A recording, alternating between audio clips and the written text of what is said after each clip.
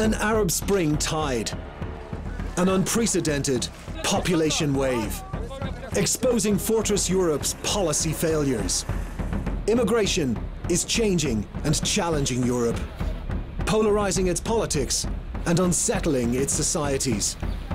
How can extremism be sidelined and the fear factor eliminated from the European front lines?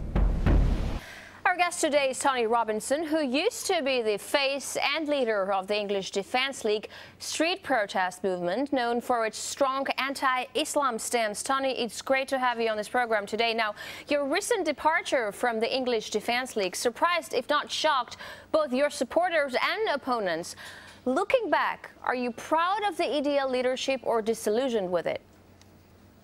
I'm proud of forming the English Defence League completely. For too many years in this country, working class people have been ignored and no one's been listening to their voice. And within 4 years, we've built up so much so that people around the world have heard what we're saying. They've heard how we feel, how we're living down at the bottom, and there's a massive gap between how people are living and what politicians dare speak about. No politicians or none of our political elected leaders will dare to criticise and say the things that need to be said. So we've formed this organisation. It was created for the right reasons. It was born out of passion in defence of our armed forces. And we've progressed and we've brought many. If you look back at all the things we've been highlighting, whether it be Muslim paedophile grooming gangs, which are now being tackled and smashed from one end of the country to the other, they were ignored, accommodated and facilitated in a conspiracy of silence from religious leaders to police leaders, political leaders for 20 years. Only now are they being tackled. Many issues, whether it be FGM, each topic we've brought to the forefront, which has been affecting us in our communities, has now, we've been proven right and proven correct. And I believe we've created a platform and a voice. And by leaving, I've made the decision of really how we get to our end goal, which is we don't want conflict in this country, but we're heading there, and that's reality. Reality is, and that's fear, and that's it's terrifying to think of what the next 20, 30 years may hold for the next generation of youth in our country, with complete polarised communities and complete non-integration and complete segregation. And now I want to, by leaving, work out a way if we can solve that. We've made a noise about it, and that's what we were doing for years. So, Tommy, are you going to attend future EDL marches? I will not be attending future English Defence League marches, no. If I thought that was the right way to continue going, I would still be leader of the English Defence League. So, here's what we have right now. Many in the EDL think you're a coward and a traitor, and you appear no closer to those who have long opposed. You have long opposed. So you're threatened kind of from both sides. Which way will you go next? Are you going to maybe get to know the Muslim community better? No, what I want to do is take an opportunity to take this mainstream. Basically, what we've been saying has been criticised or being ignored and pushed to the margin because of the far-right extremist tag that they've managed to give us, and due to a minority of elements that come to our demonstrations. And these matters are too serious to be dismissed. So what I want to do is put it in the mainstream and make sure people listen to what we're saying rather than ignoring and dismissing. And I think already we're getting there, that since leaving the English Defence League, I believe people are listening now to what we've been saying, rather than dismissing us after 2 minutes of hearing what we're saying, just saying, oh, they're racist or they're far right or they're hooligans, which is what they've managed to stereotype many members of the organisation with, which is not a true reflection of the people within the movement. That we have had our problems. We didn't plan this. We started a movement that went so big, so quick. We've learned along the way. We've made mistakes along the way. But what we want to do now is work out the best way to use it. And yeah, we will need to work, we have to work with reformists and true moderate Muslims in this country. What we see in this country is that our government seems to be swayed by Saudi petrol money. We see the representatives that we see on TV representing the Muslim community are usually extreme or have links to Muslim brotherhoods, Islamist organisations, which we don't want. And I believe there's many Muslims in this country that don't want that either. And we want to bridge the gap now and have a united front against extremism.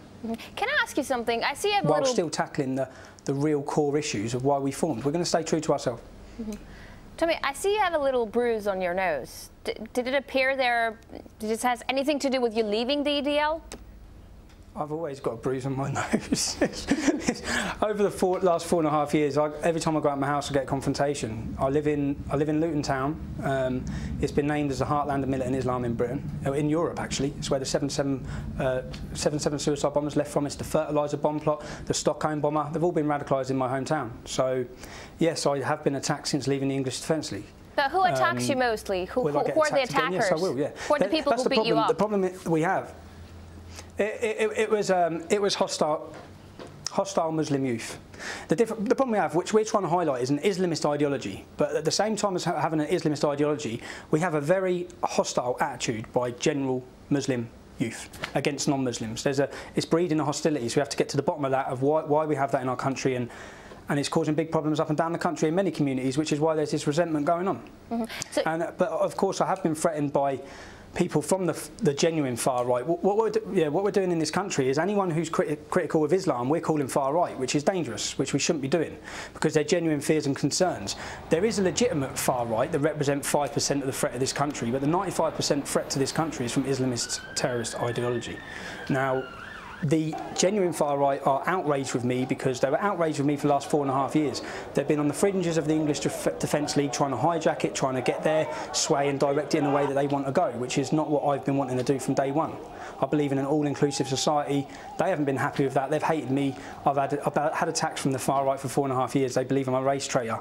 And as you just said now, with people saying I'm a coward or a traitor, I am going to move forward in attacking and defeating the Islamist ideology in this country. It's not cowardice. The decision we made was the hardest decision. What would have been more cowardice is just to leave, which would have made my family a lot happier.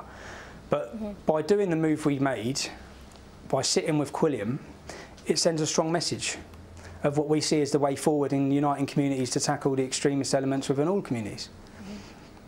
Now, your stance on Muslim ideology has softened somewhat from what I understand. What do you think of it now? What do you make of Islam as of now? Well, actually, my stance hasn't actually dampened or softened at all, if people listen to what I say. What I've been saying for 4.5 years, which may have been distorted or lost in translation due to actions at demonstrations, is what I'm saying now. It's a fact that I don't hate Muslims. I believe Muslims are the first victims of Islamist ideology. They're also victims of terrorism. And there's a big struggle going on, not just in this country, it's going on across Europe, it's going on across the world, between decent, moderate Muslims and Salafist, Wahhabi, extremist sects of Islam. And it's a struggle that I believe the moderates may lose, as they've lost in many, many countries.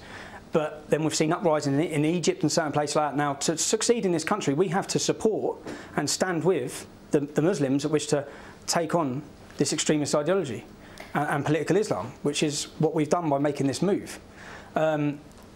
So my stance is the same. My stance is that there are great Muslims, but there is a serious problem embedded within the ideology, which is being used, it's being manipulated with Saudi money, and it needs tackling, and we shouldn't shy away from tackling these issues. And we've got no politicians brave enough to even criticise or point out the problem. No one can even identify the problem. If you can't identify it, you're not going to solve it. But keep hiding and telling everyone that we're a multicultural love nest and everything's working just great, just adding to the problem. I always wanted to ask you, have you read the Quran yourself? I've read the Quran, yes. I've read the Quran. I was quite surprised with many of the things I found in the Quran. 14 times it says that you can take non-Muslim women as sexual slaves. With the Muslim grooming paedophile rings in this country, we have Muslim men taking non-Muslim women as sexual slaves. So maybe it's got nothing to do with that scripture. But maybe it's being manipulated in a way to justify the way these men are carrying on. So there's many things that alarmed me. Obviously, it's all down to interpretation, because there's many other Muslims in this country who follow the same Quran, who don't want to chop people's heads off or murder and kill. It has to be interpretation, because you know what took place during the Crusades in the Middle Ages wasn't propagated in Bible either, so it has to be a question of interpreting things the right way. But anyways, you say both anti and pro-Islam movements are adding to a problem no one is solving, right? So what is the problem? Do you have a solution? Do I have a solution? Yeah. If someone wants to be an Islamist in this country, we need to make it very, very difficult for them.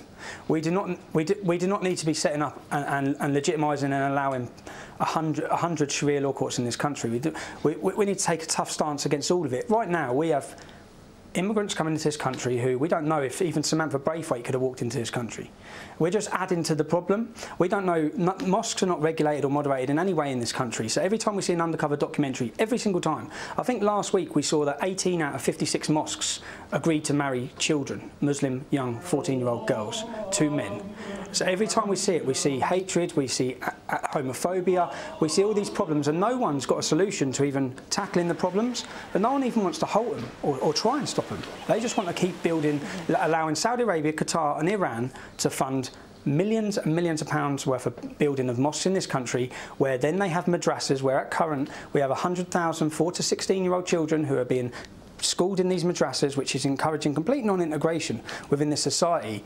It's not going to work. So to at least tackle the problem, we have to establish how we can attempt to solve it. And that's by halting the influx of foreign money coming into this country to build religious institutions. That's all religious institutions. Tommy, I'm going to ask you to be more precise, and I'll tell you why. Because in other European countries, for instance in France, it's not just a case of mosques being monitored, right? But women aren't being allowed to wear headscarves in the universities. So are you just against the extreme forms of Islam? And would you just be happy to see British Muslims assimilated, be more British? I'm against it. Yeah, of course, that's what we want. That's what we want, and inevitably that's the end goal. We want integration, but we haven't got it. So we have to find out why we haven't got it and try and bring it about. When you say about women not being allowed to wear headscarves in France, I think that's completely wrong. I have no problem with the hijab. I do have a problem with the burqa. I believe that in certain institutions, in schools, in banks, in airports, in places like this, that when it's a security threat, then it should be banned. And when you say in France, I believe that that's in schools that they have no religious wear. I don't believe that 6- and 7-year-old children should be wearing hijabs. But if an adult lady wishes to wear one, then so be it. But no one in this country actually cares if a Muslim wants to practice their religion in their own faith, in their own way. It's when it starts dominating ours, and we have a threat to our culture and our belief, and we have these Sharia zones where people are violently enforcing it, and this indoctrination of young children to hate Britain, which is what we're seeing. All right, we're going to take a short break now. We'll be back with Tommy Robinson, the founder and former leader of the English Defence League, to find out whether Muslims could become the target for a new breed of fascism. I'm talking to Tommy Robinson, founder of the notorious English Defence League, which he recently has left. Good to have you back. Now, the EDL is labelled as a neo-Nazi movement. Could the way the organisation operates right now be fueling new Anders Breiviks? The EDL is not actually labelled as a neo-Nazi organisation. Media and far-left organisations may wish to do that, but the Metropolitan Police Force have a extremism unit which classifies organisations far-right, far-left. We have groups like the National Front who are extreme far-right, then we have the British National Party who are far-right, and the EDL is smack bang in the centre. So it's not a Nazi organisation. Yes, it's had its problems where we've fought from within to keep Nazis out of the organisation. Britain doesn't really have the similar problems across Europe with neo-Nazis being as powerful and as strong as they are in other countries. And we're blessed for that, really. But we do have a growing problem which will grow with the Islamist threat, because when we take away any platform for a healthy centre for a debate, by labelling anyone who says anything as far right, we actually drive and push people to the far right, which is what we're hoping to do, is open up a healthy platform. And when you talk about Anders Breivik, if you take his manifesto, I think it was page 1683, he described the English Defence League as naive fools. He said that the two ideologies can never be reconciled, and we believe democracy can solve the problems, and that we also welcome people from Africa and different continents to be leaders within the organisation, which he was completely opposed to. So really trying to liken it with Anders Breivik is it's quite petty, really. It's miles apart. No, I'm not trying to equal it to Anders Breivik. I'm just saying, do you think a movement such as EDL could breed someone like him? I'm not saying it's a fascist movement, but it has been labelled by many as you know. Well, yeah, right, okay.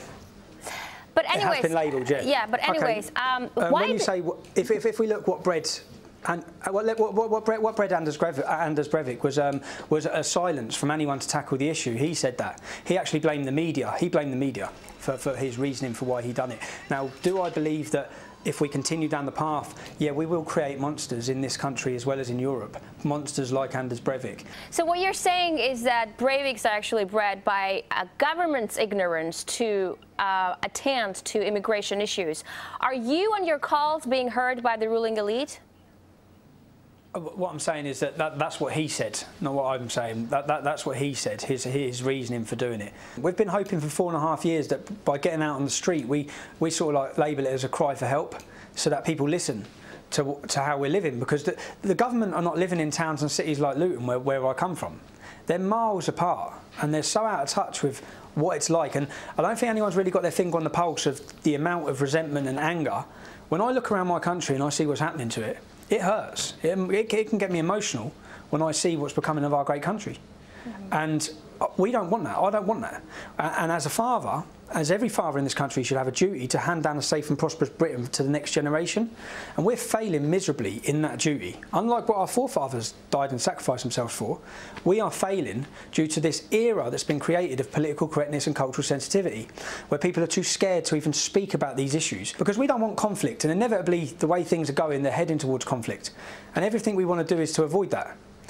But to avoid it, we need to really get to deep root cause of the problems and at least be able to discuss them and try and work out solutions to them, not just burying them under the carpet and keep hoping that they'll go away, because they won't go away. And as demographics in this country are increasing, the Islamic community is increasing, within that community the problems are increasing, the resentment from the non-Muslim community is increasing.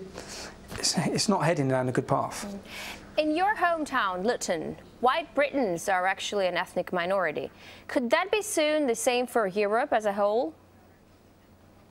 It will be the same. It's not could it? It will be. Demographic statistics, this is not scaremongering, this is facts. On average, I know in Britain, a Muslim community having 5.6 children, non-Muslims having 1.3. Now, that wouldn't really be a problem if we didn't have all these problems that are associated with it. Now, yeah, in Luton, white Britons are an ethnic minority. That actually doesn't bother me in the hometown that I've grown up in. It's a multicultural town. I believe I've benefited from that. But a culture, with the Islamic community, what we have is, when we see the growth of Islam across Europe, within that culture, the negative things that are coming with it, and it's changing the whole area, it's changing the rules, it's changing the law, it's changing the food. A lot of things are changing that are so different. And they're the issues that people need to be able to express. A lot of people are fearful. You see the matter you're talking about. A lot of people are worried. And they wouldn't be worried if, when we look to Islamic leaders, such as when we saw different Islamic leaders, the Iranian president saying that Islam will conquer Europe through the woman's womb. This is not things that we're saying. Well, you can just go online and you can listen to even Khalid Malik in this country, who was the second in charge of Gordon Brown. In a speech, he says, in 2001 we had 1 Muslim MP, in 2003 we had 2 Muslim MPs, in 2005 we had 6 Muslim MPs, in 2010 we had 10 Muslim MPs. He says within 20 years every MP in this country will be Muslim, and in between saying each thing he says Inshallah, which is Allah willing. So what he's saying is that Allah is willing them to take over our parliament and our government. And then he says within 30 years the Prime Minister of this country would share our faith. Now, that's what he's saying. It's not what we're saying, it's what they're saying. Now, should we be fearful of that? Well, we don't vote based on religion. We keep religion and politics need to be completely separated. But with the Islamic community, that's not what's happening. So what we will see is people voting purely because he's a Muslim. And that's what Khalid Malik is telling us. So we can look to any country in Europe and we find Muslim leaders and community leaders saying these sort of things. And if Muslim leaders spend 95% of the time attacking people who are criticising Islam, whereas if they spent 95% of their time attacking the problems within the ideology and within their communities, there'd be no need for people like ourselves, organisations that I formed, because we could solve the problems. So I think there needs to be a revolution within Muslims within Europe to see that the road we're going down is not a pretty one. And if they want freedom, they want democracy, and they want liberty, and they want all these great things that they come to the Western world for, then they need to stand up. Tommy, do you think a European country in any time in the future could actually elect a Muslim president? Yes, of course it will. Yeah, it will. It's not if. What we've seen in Belgium recently is we've seen the creation of a Sharia party, an extremist Islamist section similar to what we have in this country of Anjem Choudhury. We've seen them form a political party, and they've been voted in by Muslims. So in a way, certain sections of the Islamic community will wish to use our democracy to end our democracy. because we've seen undercover documentaries in Tower Hamlets, which has been called the Islamic borough of Tower Hamlets, where the mayor, Lutfi Rahman, was kicked out of the Labour Party for his extremist ties and links. His spiritual leader describes all non-Muslims as filthy cattle. All these problems, so he's an extremist with all these links to IFE, all these organisations who wish to get a caliphate state and the introduction of Sharia law in Britain. He's the mayor in charge of a £1 billion budget because he has been elected to that position.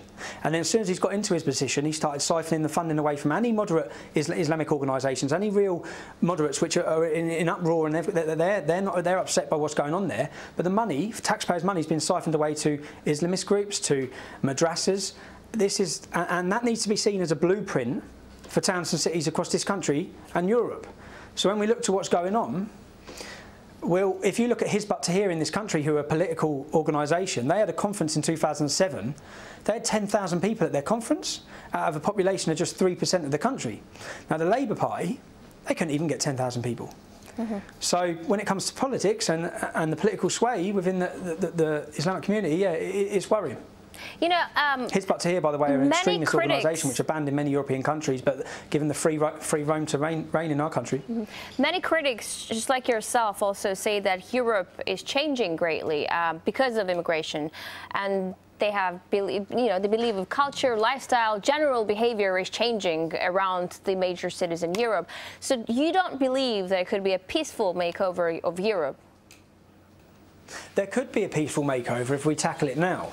If we leave it at current, I know in this country we have 5% of the population are Muslim. If we wait until there's 20 to 25% and then we start trying to tackle these hardcore issues of outlawing Sharia, banning the burqa, all these sort of issues that need addressing, we won't be able to. We won't be able to. So we need to get to grips with it now. We need to remove Islamist voices from communities. We need to stop empowering them by supporting them and working with them at government levels and local council levels. And we need to empower. There's many Muslim voices in this country who are opposed to all the things that I'm opposed to. We need to empower them. We need to call on Muslims to stand up, because if they wish to live in Britain and we wish to have a harmonious society and a cohesive society, we need to change the direction we're going down. And obviously, to bring about change, people's feelings get hurt. And this is, right where we're at the minute, it's not a time for tiptoeing around people's feet. It's a time for stamping on their feet. And saying these are the hardcore issues that we have to solve if we wish to avoid massive, massive civil disorder or big problems in the future. And that's where we're trying to get to now, is to solve these problems. Do I believe that they can be solved? I hope so. You know what I mean? Yeah, but Tony, the other side of this story, and the major concern from the other side is, of course, the return of fascism, but this time with Muslims as a target. And I'm not talking about Britain in particular, but in Europe. Yeah, well, if you look across Europe, what you see is the fastest growing political parties in every single country are the anti-Islamist political parties. Now, why? Why is that? I'd say, why is that? Because everyone in all these countries across Europe feel the same. They feel like we haven't been asked anything. We feel like we're being treated as second-class citizens. And that's how we feel. And there's a two-tier system going on across the board. You see Marine Le Pen predicted to be the next leader in France. It's across the country. And that's because there's a problem. So unless they tackle the problem, people would be pushed further and further to that way of thinking. And in Europe, yeah, what surprised me is when I formed the English Defence League, I started then talking to other European groups and looking into what was happening. I was appalled and disgraced and shocked with what's happening in Sweden, in Malmo, in all these different cities in France. I was shocked to see when I started opening my eyes to the problems that are being occurred. And what we have to ask ourselves is, we've had immigration into Britain. We've had the Sikh community, the Hindu community, the West Indian community, the Irish community. We haven't had these same problems and these same issues. So the issues are coming from the Islamist ideology, which is being allowed to flourish and spread across Europe, unchallenged. And what it's not just being allowed, it's being facilitated and supported by a hard left, far left agenda, which many of these far left communist sort of Marxist organisations, which are very prominent in Europe as well, are siding with the Islamists because they hate democracy, they hate the rule of law. They see it as the biggest way of bringing down all of the things that we cherish, our freedoms that we enjoy. There's like a very loose coalition from organisations you wouldn't think would have a coalition across Europe. And what that is adding to is the rise of far-right politics. Thank you so much for this interview. And that's it for today, folks. Our guest was Tommy